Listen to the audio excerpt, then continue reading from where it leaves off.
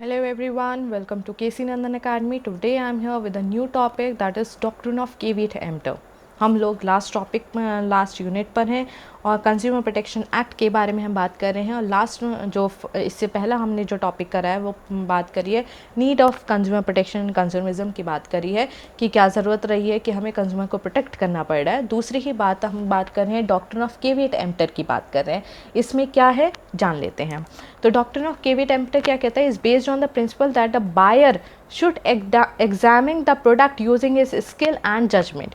ठीक है, ये जो आपका डॉक्ट्रिन ऑफ ये कहता है let the buyer beware, let the buyer beware, यानी कि caveat emptor is a Latin word and it means buyer beware, यानी कि जब आप कोई भी चीज़, कोई भी प्रोडक्ट, कोई भी गुड आप खरीदते हैं तो you should be aware of it कि आप जो चीज़ खरीद रहे हैं वो सही चीज़ है या नहीं है। ठीक है, this word is mainly used in commercial transactions and the buyer assumes the risk that the product may be defective partially or totally. The present system of transaction in the world market is governed by this rule. The rule has been followed in England for many years now, मतलब पहले से उनके यहाँ पे तो doctrine of caveat emptor apply होता है।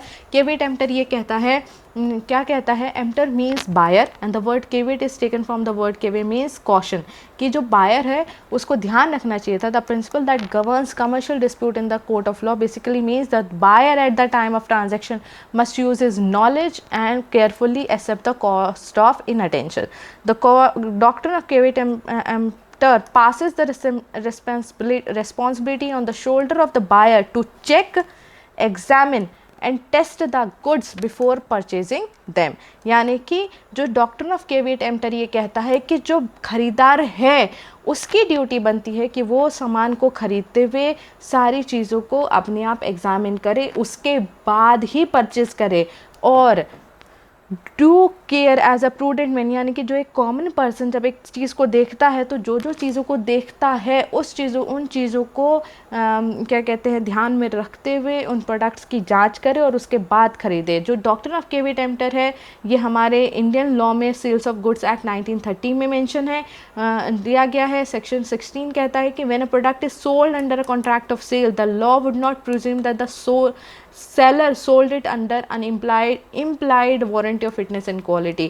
आप के rule of caveat emptor clearly ये कहता है कि जब भी खरीदार कोई भी सामान खरीदे तो वो सारी चीज़ों को ध्यान में रखकर खरीदे। आप कोई पर्टिकुलर चीज़ है जिसको आप सामने से देख पा रहे हैं और वो चीज़ों को में जो ऐसा डिफेक्ट है जो कि आपकी नंगी आंखों से दिखाई दे सकता है, जो एक अगर मैं कॉमन पर्सन हूँ उसे देखते ही समझ जाऊंगी कि भाई इस चीज़ में ख़राबी है, अगर आप उसको नज़रअंदाज करते हुए उस पर्टिकुलर प्रोडक्ट खरीद लेते हैं और फिर आप अगले दिन आके सेलर को ये कहता है जी ये तो आपने डिफेक्टिव दिया है, तो वहाँ पर सेलर लायबल नहीं होगा। ठीक है, लेकिन इसके एक्सेप्शन है।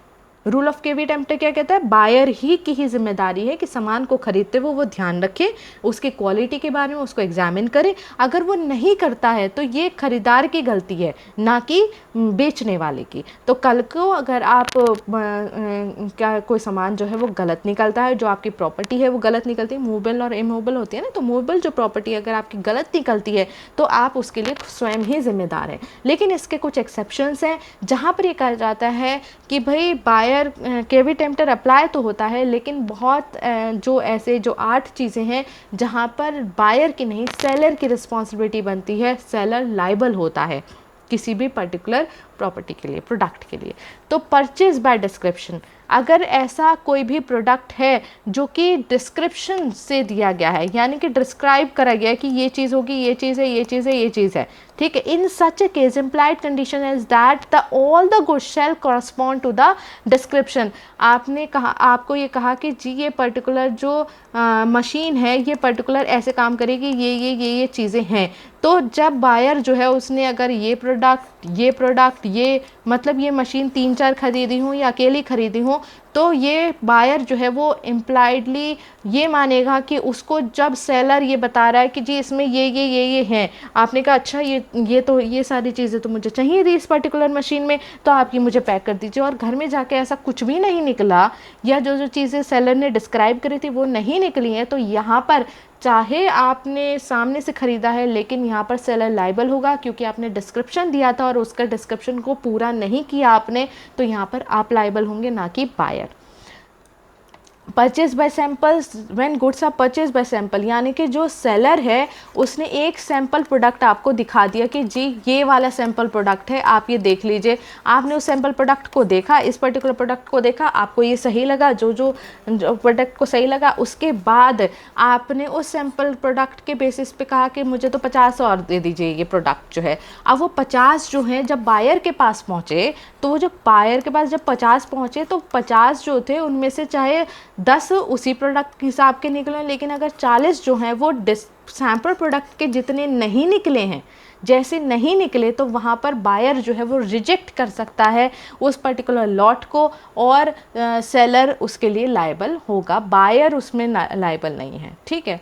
Fitness for purpose, when a buyer inform seller that goods are required for a particular purpose, यानी कि बायर ने इन्फॉर्म कर दिया जी इस चीज़ के लिए मुझे ये पर्टिकुलर प्रोडक्ट चाहिए। ठीक है। और आप भाई आप कई बार जाते हैं तो जैसे एक पर्टिकुलर शॉप होती है, आप वहाँ पर जाते हैं कि भैया ये चीज़ के लिए मुझे ये चाहिए, फिर आप कहते हैं भैया आप बताइए कौन सी सही है। ठीक है। तो आप किस पे रिलाई कर रहे हैं? आप सेलर की स्किल पर रिलाई कर रहे हैं। तो जब आप उसके ऊपर स्किल पर रिलाई करके कोई सामान लेकर आते हैं और आपने स्पेसिफिक कर रखा है कि मुझे ये चीज़ इस पर्टिकुलर पर्पज़ के लिए चाहिए, तो अगर वो उस चीज़ इंटेंडेड पर्पज़ के लिए नहीं निकलती है, तो वहाँ पर बायर लायबल नहीं है। ठीक है, किसी भी लॉस के लिए। Trade name, in a case of contract for sale specific article under a patent or trade name, there is no implied condition as to its fitness or any particular purpose। आपने एक patent या trade name के अंदर एक particular कोई product जो है वो आर्टिकल जो है वो सेल किया है और वो वैसा नहीं निकला, तो सेलर जो है वो लायबल होगा। उसके अलावा मर्चेंटेबल क्वालिटी, अगर goods are bought by description from a seller dealing in them, there is implied condition कि गुड्स आपका, अगर एक सेलर है जिसने डिस्क्रिप्शन दिया है कि भाई इस ब्रांड की होगी और इस क्वालिटी की है, और आपने उसको ऑर्डर किया है, तो आप ये इम्प्लाइड है कि आप ये एक्सपेक्ट करते हैं कि वो जो पर्टिकुलर प्रोडक्ट है उसकी क्वालिटी ऐसी होगी।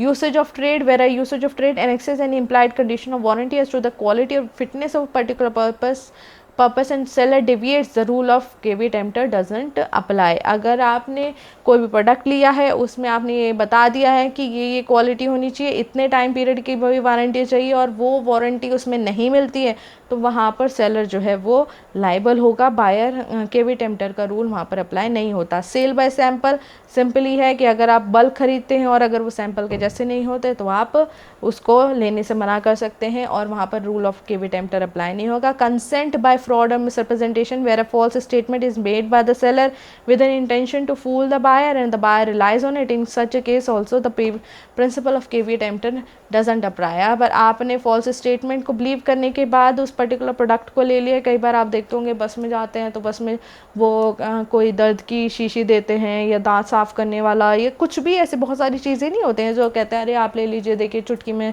दर्द गायब हो जाएगा, ऐसे हो जाएगा, तो आप उसके डिस्क्रिप्शन के बेसिस पे वो ले लेते हैं, और अगर उसके बाद वो चीज़ ठीक नहीं होती है जैसे उन्होंने डिस्क्राइब किया था, तो वहाँ पर आप सेलर को लायबल बना सकते हैं।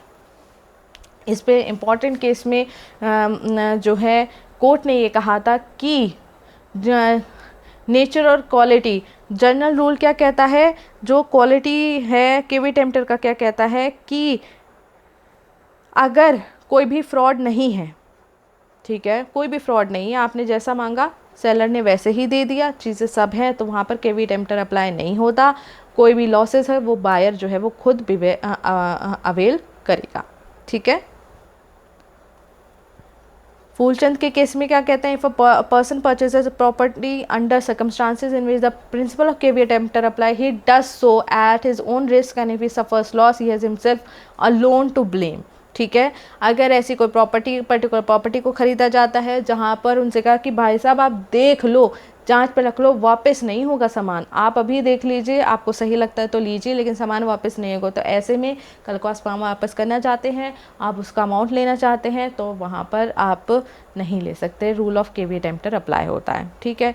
केवी emptor is an acceptable principle of commercial dealings across the globe, हर जगह पर ये अप्लाई होता है। This rule is private around which a commercial litigation revolves and rights of the seller and the purchaser. और इसमें सारी चीज़ों के ट्रांजेक्शन, हर चीज़ को इंक्लूड किया गया। ऑनलाइन जो आप मार्केटिंग करते हैं, आप जो खरीदते हैं, सामान खरीदते हैं, लेन देन करते हैं, हर चीज़ को इसमें इंक्लूड किया गया है। तो सोच समझ के, ध्यान करके ही आप चीज़ों को लें। जैसा डिस्क्रिप्शन है वैसे अगर आपको प्रोडक्ट नहीं मिलता है तो आप बाकायदा आप सेलर के अगेंस्ट जा सकते हैं, ठीक है। तो नेक्स्ट जो टॉपिक होगा, नेक्स्ट जो टॉपिक है, हम वहाँ पर consumer protection doctrine of negligence की बात करेंगे, जिसमें हम लोग बात करेंगे कि किस तरीके से अगर कोई भी इश्यूज़ अराइज होता है तो हम उस डिस्प्यूट को कैसे रिड्रेस करें, कैसे ख़त्म करें। इस तरीके की जो सारी चीज़ें हैं हम लोग डील करेंगे। तो ये था डॉक्ट्रिन ऑफ केवी टेम्पटर। ज़्यादातर जो आपके शॉर्ट नोट्स हैं उसमें doctrine of caveat emptor 90% 90 to 95% आता ही आता है। तो प्लीज़ मेक श्योर कि डॉक्ट्रिन ऑफ केवी टेम्पटर आप करके जाएं, ठीक है। Thank you so much.